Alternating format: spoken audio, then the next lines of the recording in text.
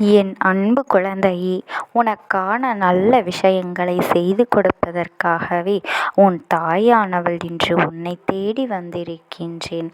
என் தங்க குழந்தையே, இன்று உன் அம்மா நான் உனக்கு சொல்ல வந்திருக்கின்ற விஷயம் இதுவரை உன் வாழ்க்கையில் கிடைக்கப்பெறாத ஒரு பேரதிர்ஷ்டத்தை இன்று நீ பெறப்போகின்றாய்.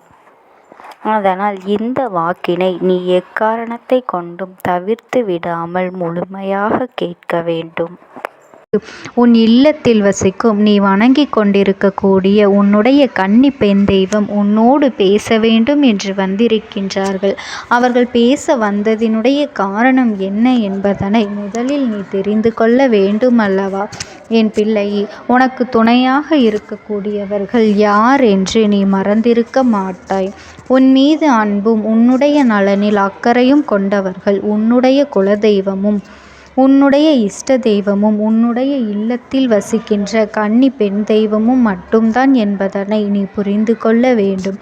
இவர்களிடத்திலிருந்து நீ ஆசிகளை முழுமையாக பெற்றுவிட்டாலே போதும். உன்னுடைய வாழ்க்கையில் உனக்கு எல்லாமே நல்லபடியாக நடக்கும் என்று இந்த நல்ல நாளில் நீ உன்னுடைய நலம் விரும்பிகளான இவர்களிடத்திலிருந்து நீ ஆசிகளை பெற்றுக்கொள்ள வேண்டும். என் அன்பு குழந்தையே, உன்னுடைய வீட்டில் வசிக்கும் கன்னி பெண் தெய்வம் இந்த நேரத்தில் உன்னோடு பேச வந்ததற்கான காரணம் என்ன தெரியுமா?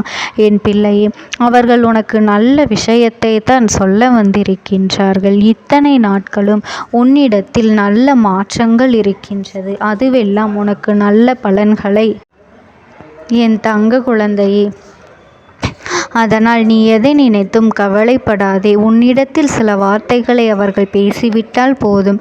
உன்னுடைய மனக்குறையை அவர்கள் போக்க வேண்டும் என்றும் அவர்கள் எப்போதும் உனக்கு உறுதுணையாக இருப்பார்கள். நீ புரிந்து கொள்ள வேண்டும், என்றுமே உன்னோடு பேச வந்திருக்கிறார்கள்.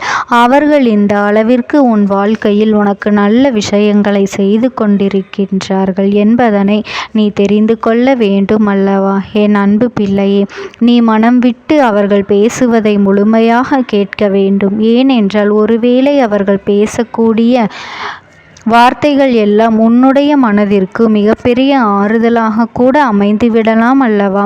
நீ இப்பொழுது இருக்கின்ற கஷ்டத்திற்கு உனக்கு மிகப்பெரிய தீவினைகள் கூட அவர்களின் வார்த்தைகளினால் உன்னை விட்டு நீங்கிவிடலாம் அல்லவா?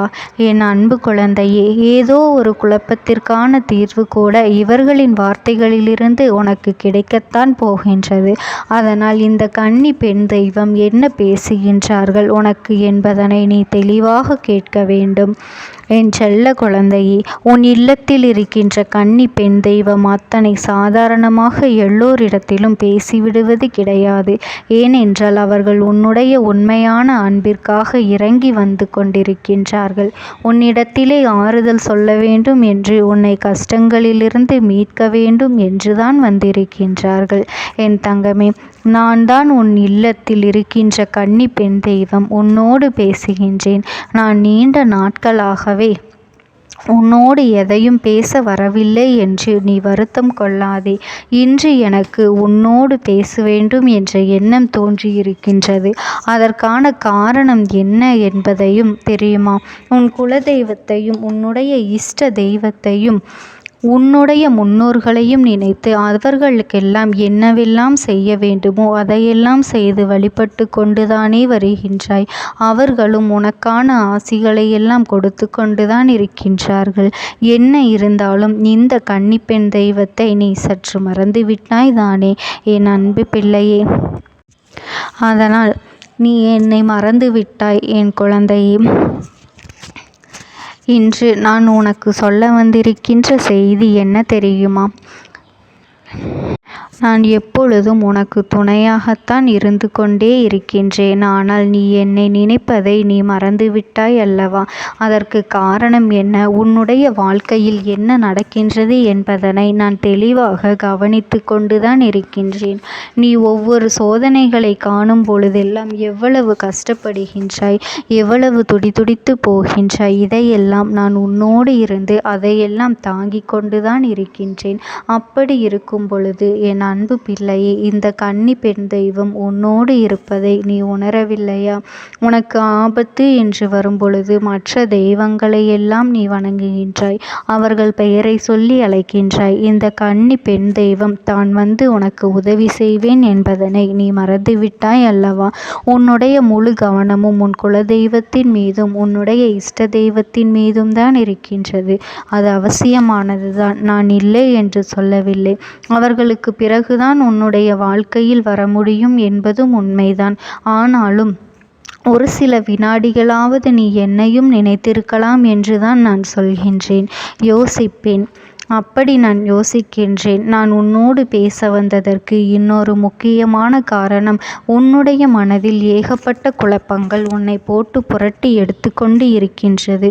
ஒரு பிரச்சனை முடிந்தால் அடுத்த பிரச்சனை. அதில் எந்த பிரச்சனைக்கு முதலில் தீர்வு காண்பது என்பது புதிய பிரச்சனையாக இருக்கின்றது. நீ நாள்தோறும் ஏதாவது ஒரு சிந்தனையிலேயே தொடர்ந்து குழம்பிக் கொண்டே இருக்கின்றாய்.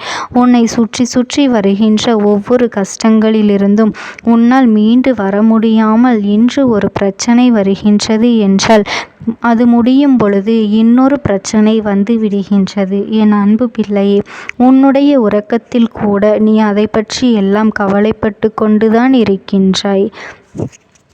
உன்னோடு இருப்பவர்களே உனக்கு அதிகபட்சமான கஷ்டத்தை எல்லாம் கொடுத்து விடுகின்றார்கள்.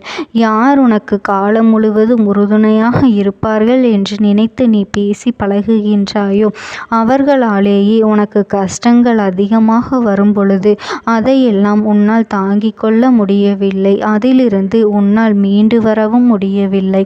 இப்பேற்பட்ட இந்த சூழ்நிலையில்தான் வாழ்க்கையை பற்றிய ஒரு பயம் உனக்கு அதிகமாக வந்துவிட்டது அல்லவா? தெய்வம் ஒன்றே கதி என்று நீ இப்பொழுது இருந்து கொண்டிருக்கின்றாய் அல்லவா? நிச்சயமாக நீ வணங்குகின்ற தெய்வங்கள் யாரும் உன்னை கைவிடவில்லை. நீயாக உன் மனதிற்குள் இருக்கின்ற நம்பிக்கையை குறைத்து கொள்ளாதே. எதுவும் உனக்கு நடக்கவில்லை என்று வருந்தி நிற்காதே. இன்று உனக்கு நடக்கவில்லை என்றால் நாளை அது உனக்கு நிச்சயமாக நடக்கத்தான் போகின்றது. உன்னுடைய முயற்சிகள் எதுவும் இல்லாமல், நம்பிக்கை இல்லாமல் எதுவும் இங்கு உனக்கு நடந்து விடாது.